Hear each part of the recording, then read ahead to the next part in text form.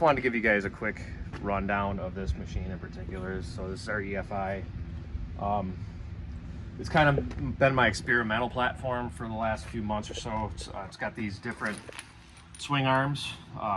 This thrust bearing here with a regular ball bearing inside of it. So 2 thrust bearings and then a ball bearing in here. So it makes super smooth, precise action here. You also have this quick change hang point here. So with the EFI system, anytime that you stop, you're not using it or whatever, you want to unplug the battery. So plug it in, turn the battery on. You'll hear it beep and run through a couple of tests. The display unit's going to come on. You can hear the fuel pump going. Once you see this 71, this number here start flickering, hit enter. That means that the fuel pump has ran through its test. And then it flips over to this screen here. So you have to be above 1.4 liters in order for the motor to function. Now, you don't have to be precise with this. You can put in whatever, as long as it's above 1.4, it'll run fine. So if you're planning on just going for a quick rip, half hour or something like that, you can put whatever on it and it's fine.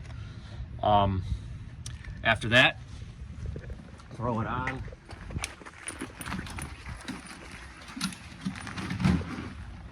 And to start it, the kill switch on the off-grid throttle is now a double function switch for the EFI version. So you're gonna double tap this twice and hold. It cranks right up. Then you can just let it sit and idle. You don't have to blip the throttle and all that stuff. It's gonna run. So just let it idle and warm up, get the piston warmed up and everything, and then you can go for a rip. Display unit, you got RPM. This is showing throttle position right now because the engine is off, but that will show you fuel remaining, all that sort of stuff. Battery life, get about 7 hours on a charge on it. That's a fairly conservative estimate here. So this would, if you started up, filled the tank up and went for 4 hours, you'd probably come back with 30% remaining or more. It's usually pretty good. And then there's the EGT here. If you want to, you can toggle through some of the flight stuff. So this is some of your current flight data. It'll show you how long you've been flying for, how much fuel is used, EGT temps, CHT temps, RPMs, all that stuff. Total time, so we got 37 hours on it. So, and then data, if you want to, you can adjust the map. You hold, hold enter and then these plus minus buttons here. These plus minus buttons, you only use those for adjusting the map and a couple other things. You really don't use those for anything else. Mostly it's all holding enter and toggling with these buttons here. So I can go through the menu without hitting the enter. So main page, all that. That's just some extra stuff you do decide you want to play with that. Then shut the battery off when we're done. Unplug it. And you're good to go.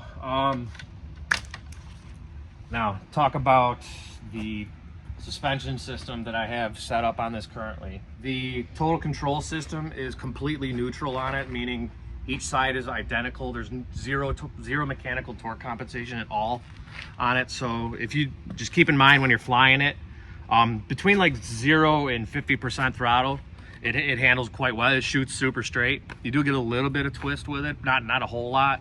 But I think that's due to not having any mechanical torque compensation in with it. So just be aware that that's, you can add more mechanical. You have an infinite amount of adjustment that you can do with this thing as far as the total control goes. So, just keep that in mind when you're flying it. Other than that, have fun, enjoy it. As far as your experience, you're probably gonna not be totally blown away by the EFI at first. Like I've been telling this time and time again, it kind of takes a little bit to wrap your head around what it is and what it does.